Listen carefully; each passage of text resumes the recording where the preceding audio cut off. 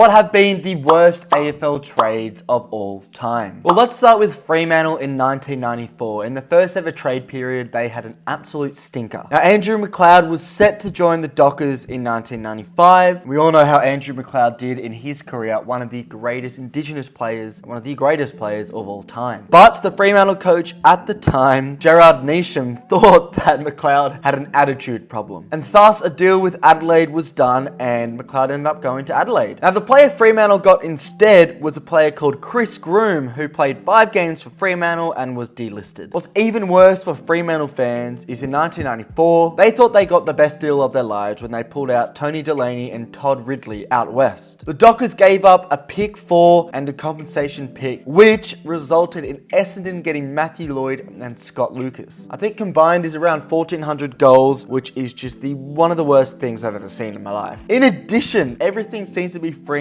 here. In 2001, Fremantle exchanged pick 1 for Luke McFarlane and Trent Crode, who were good players at Fremantle. But that pick 1 ended up being Luke Hodge, arguably the greatest defender, or one of the best defenders of all time. Another terrible trade. How about the Josh Kennedy trade, father-son to Hawthorn? And in 2009, he moves to Sydney. They traded him for pick 39, which Hawthorn ended up using on a guy called Sam Grimley, who played only 3 games. And Josh Kennedy, we all know what he did at the Sydney Football Club, ended up being one of the greatest midfielders in their time, one of the best inside, and one of the start of a new type of midfielder who his contested possession abilities were out of this world. My club, Richmond, has had some absolute terrible trades. I mean, not even trades. If you look about the draft, they took Richard Tambling instead of Buddy fucking Franklin. But anyway, let's talk about trades only. In 2004, one of the sort of promising rucks of that time, Brad Ottens, Richmond decided to ship him off to Geelong in exchange for 2 first-round draft picks. Now, it sounds like a good deal, but the 2 first-round picks Richmond chose were Danny Meyer and Adam Patterson. Now, Meyer only played 16 games, Patterson played 61, which is pretty good. But Ottens played over 100 games with Geelong, won them 3 flags as well, playing some of the best games in that time period